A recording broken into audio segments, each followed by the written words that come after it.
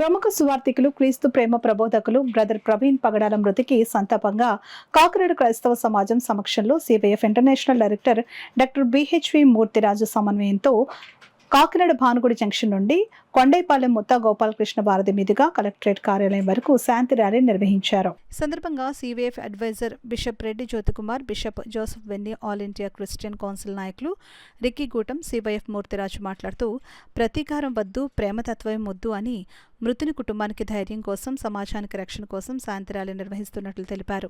పౌర సంక్షేమ సంఘం అధ్యక్షులు దూసర్లపూడి రమణరాజు, సిపిఎం నాయకులు పలువెల వీరబాబు, శేషుబాబ్జీ సంఘీభావం ప్రకటించారు.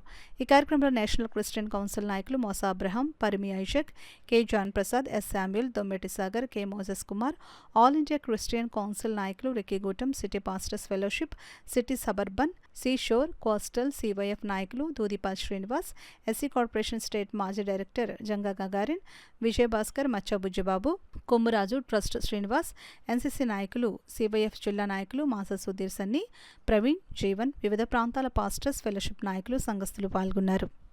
ఆపలేకపోయారు.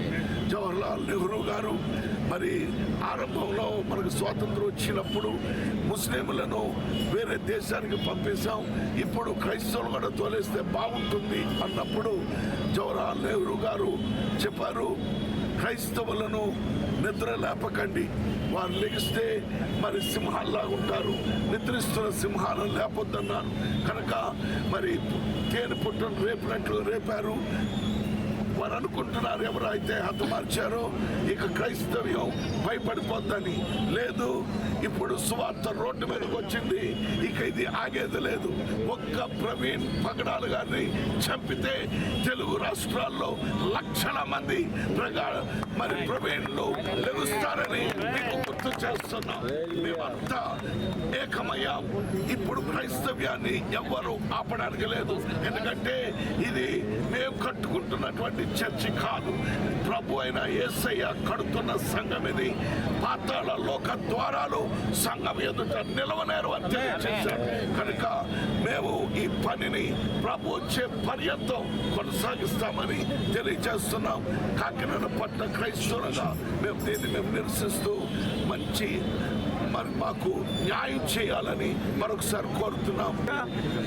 కాకినాడ జిల్లా పాస్టర్స్ ఫెలోషిప్ పక్షంగా కాకినాడలో ఉన్నటువంటి అన్ని సంఘాల క్రైస్తవుల పక్షంగా మేము మరి పగడాల ప్రవీణ్ గారి యొక్క మరణాన్ని నిరసిస్తున్నాం. ఆయన మరణం మా అందరినీ కలిచివేసింది.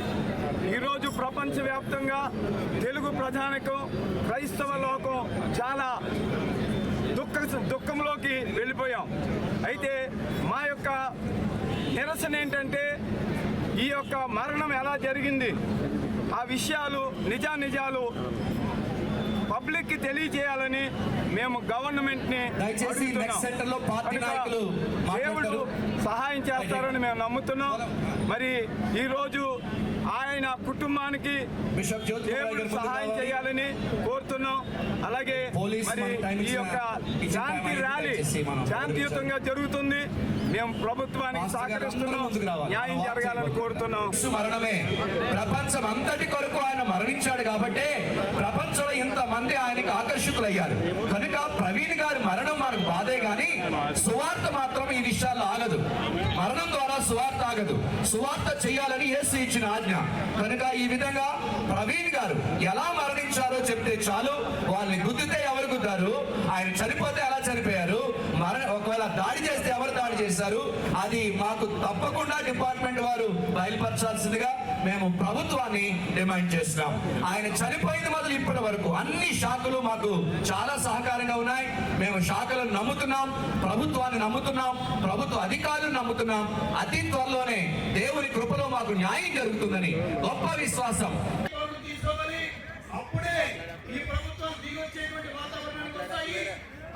మూర్తిరాజు గారు చెప్పినట్టుగా మరి ఎవరైతే కనుక ఈ యొక్క ఆరాధనకు సంబంధించిన విషయాల్లో వ్యతిరేకంగా ఉంటారో ఆ పార్టీయే కాదు, ప్రజలందరూ సమీపంగా నిలిచి ఆరాధన కోసం ఉండేటువంటి ఈ సమూహానికి శక్తి ఎవరైతే ఉంటారో వారే నిజమైనటువంటి పార్టీగా చెప్పారు.